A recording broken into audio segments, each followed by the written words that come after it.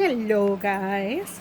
Um, oh, sorry. I was trying to do something with my camera here. I wanted to talk to you guys a little bit about the coffee enemas. So, just some things that I didn't mention in the video or the how-to video. Um,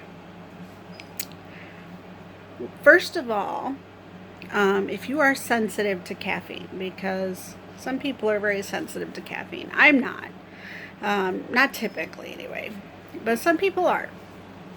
If you are sensitive to caffeine, do not start off with 1 to 2 tablespoons of coffee. Okay? Because, like I said, I mean, it's still caffeine, it's still going into your system. Okay? It's completely different. I can tell you by drinking coffee and doing coffee enemas. Sorry, my dog wants in. It's a completely different feeling, and if you drink coffee, come on, buddy. If you drink coffee and then do a coffee enema, you'll completely understand what I'm talking about. Just you don't.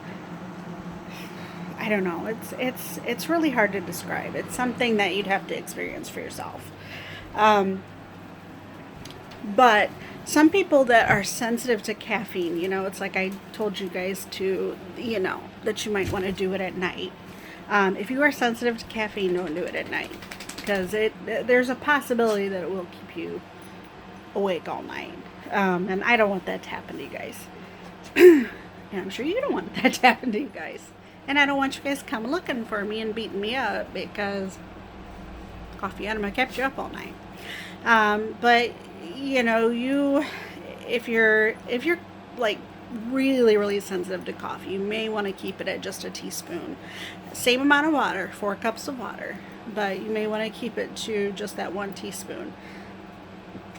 If you want to just start out slow, you can start off at 1 teaspoon and then work up to the 1 to 2 tablespoons. Okay, and some people are really brave and do the 3 tablespoons, but I've never done 3 tablespoons. I've always done 1 or 2 tablespoons.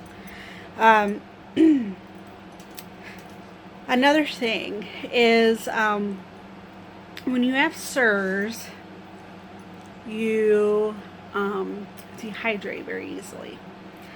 For years, I've dehydrated so quickly. It's like, that's one of the reasons why I hate summer, because I can be out in the sun just for an hour or two and just be dehydrated, and it never seemed like I could rehydrate.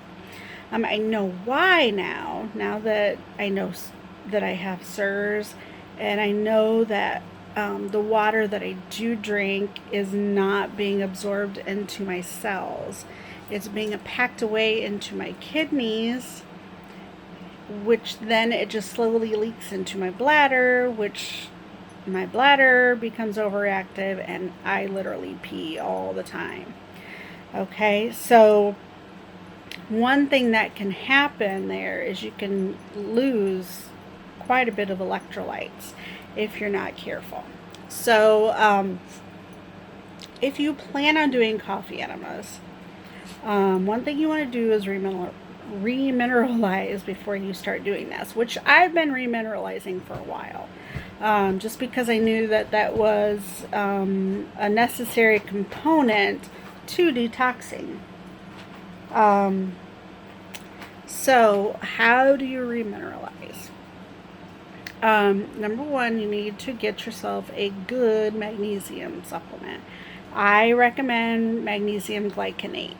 Okay, I get mine either through the Healthy Living shop, through the Cleveland Clinic shop, but you have to have doctor's orders to shop on there.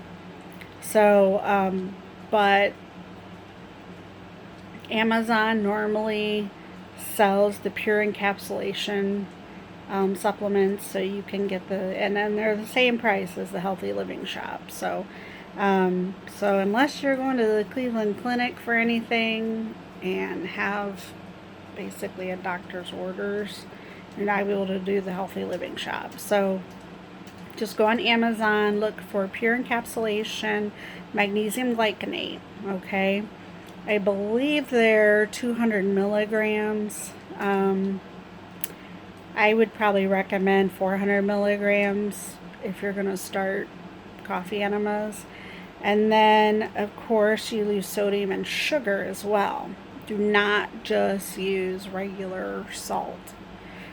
Get yourself a good Celtic sea salt, okay? And you can put, it doesn't take very much, just like a quarter of a teaspoon a day.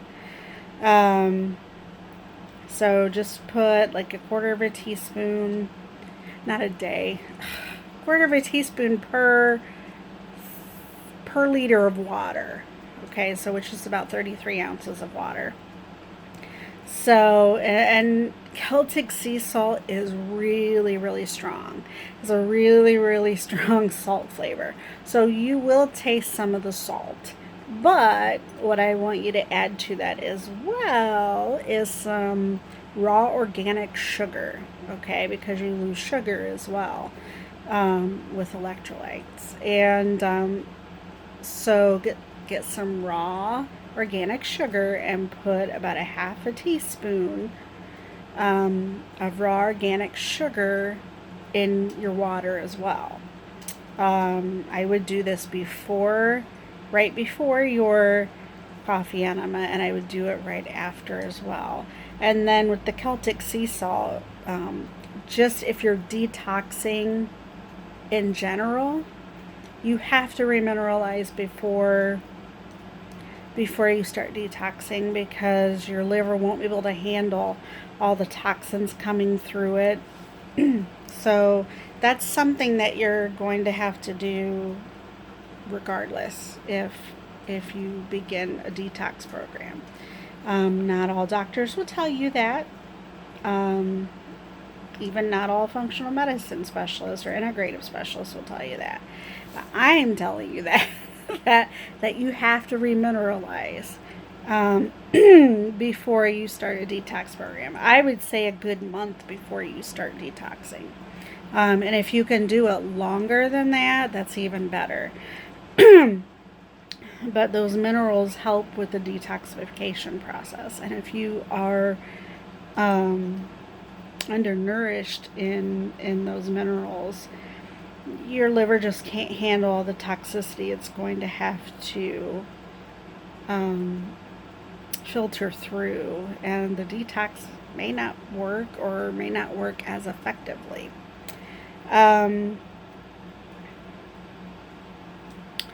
Also with coffee enemas, which I'm experiencing this today, 2 days later, you're going to feel worse before you feel better. So when you start doing your coffee enemas, what the coffee enema does is it stimulates the liver. The caffeine stimulates the liver, which when you get your coffee, you want a light to medium roast. You don't want a dark roast, because contrary to what we believe, dark roasts actually have less caffeine in it than the light to medium roasts. The darker, the more you roast the coffee beans, the less caffeine is left in there. It's kind of like, with vegetables. The more you cook the vegetables and the longer you cook them, the less nutrients they're going to have. So get yourself preferably a light roast, but medium roast is okay too. Where was I going with this? Oh, detox. So, when you start detoxing, sometimes it can feel like you have the flu, which that's kind of what I woke up with this morning. I was shaking and I had cold sweats and I felt nauseated, and I'm extremely tired today. And it took me, I was like thinking, oh my goodness, maybe I have a stomach bug. And then it dawned on me that I did my first coffee enema and I put 2 tablespoons in it, which was dumb. I probably shouldn't have done that in hindsight. Um, and it dawned on me I'm having a detoxification effect. So, um, and then like this whole week, I have not been eating well at all. Um, I'm in perimenopause right now, and about every 2 months, I go through 1 to 2 weeks where it's like if I don't have chocolate or French fries or a Whopper with cheese, I really feel like I'm gonna hurt somebody. Like, oh my goodness, give me that caramello bar, or I'm going to stab you in the knee. You know, so, and I mean, it really does get that bad. I mean, I'm just like, I need it, I need it. And so, to save anybody from bodily harm, I have let myself have ice cream. Not once, not twice, but 3 times this week. And I am paying for it. And I'm sure that coffee enema and all of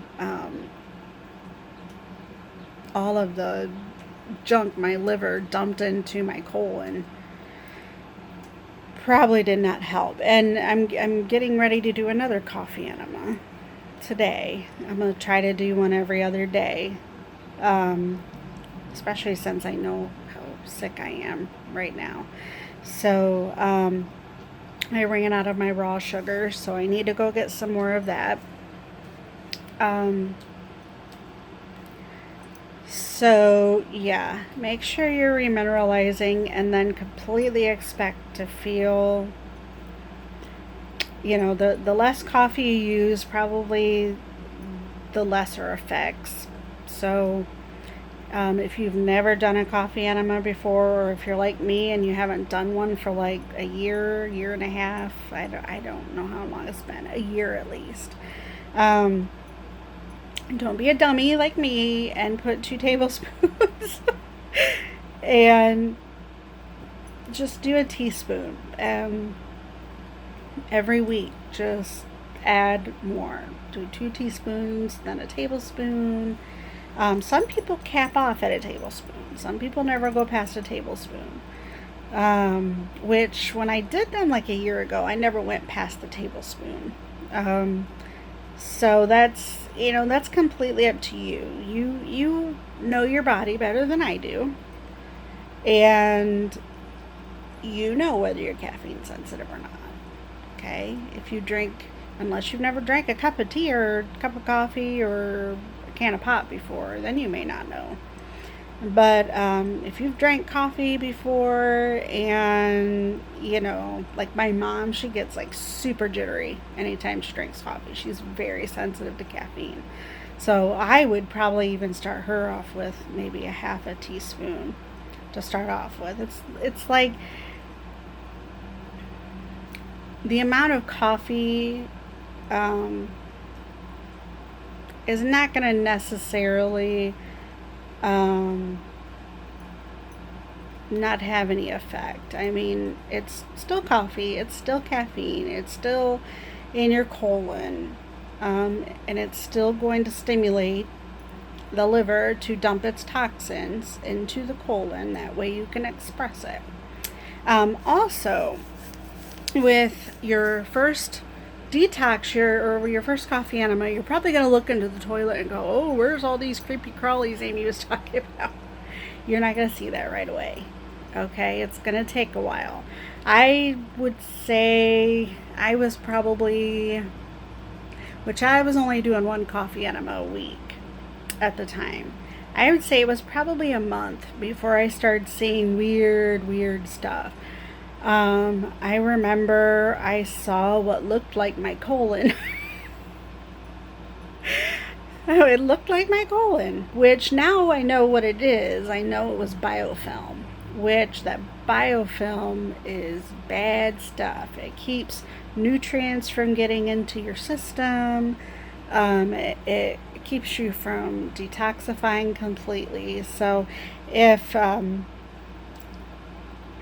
you get into your fourth or fifth enema and you see something that looks like your colon in there, it's not your colon. I promise.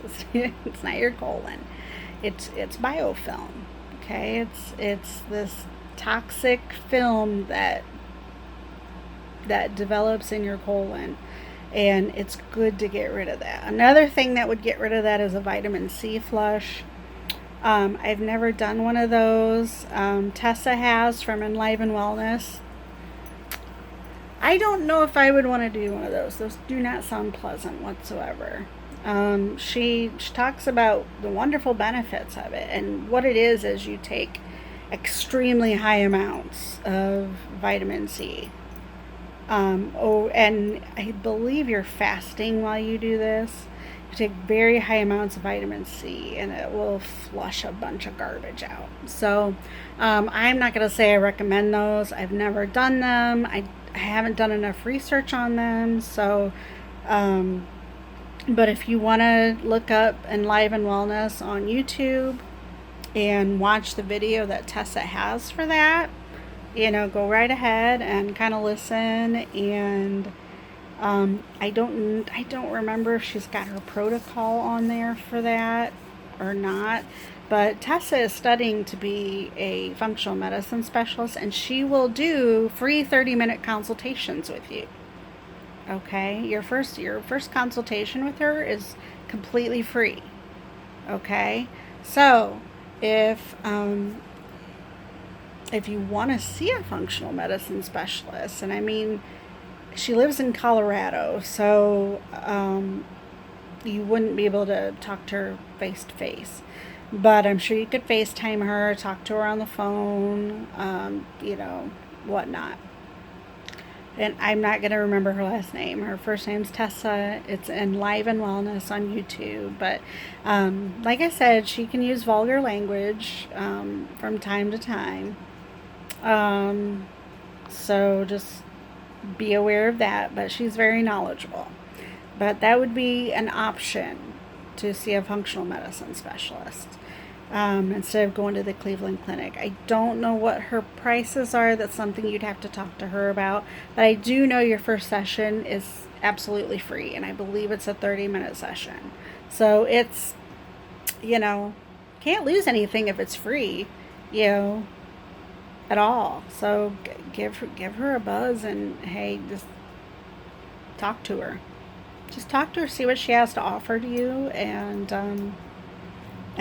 kind of go from there. I'm trying to think if there's anything else.